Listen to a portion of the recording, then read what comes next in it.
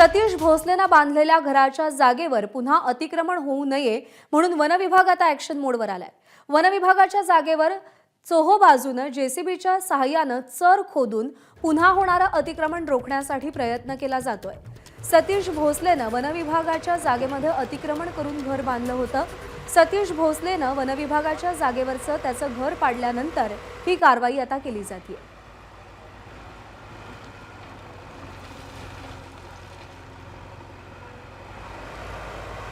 One विभागाच्या जागेवरती अनधिकृतपणे सतीश भोसलेने हे घर बांधलेलं होतं।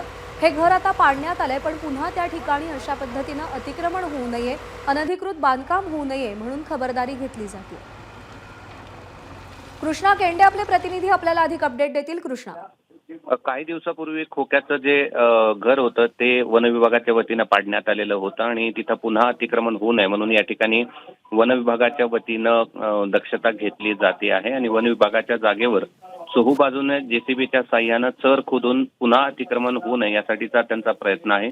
सतीश उर्फ खोक्या भोसले वन विभागाच्या जागेवर अतिक्रमण करून त्यानं ते घर बांधलेलं होतं आणि यात पुन्हा अतिक्रमण होऊ नये म्हणून वन विभाग ॲक्शन मोडवर आलेला पाहायला मिळतोय आणि त्या ठिकाणी काही जेसीबी पोहोचलेले आहेत आणि त्या जेसीबीच्या साह्यानं वन विभागाची जेवढी जागा आहे त्याच्या भोवती चर खणण्याचं काम त्यांनी सुरू केलंय। कृष्णा, धन्यवाद दिलेल्या माहितीसाठी। एबीपी माझा, उघडा डोळे बघा नीट।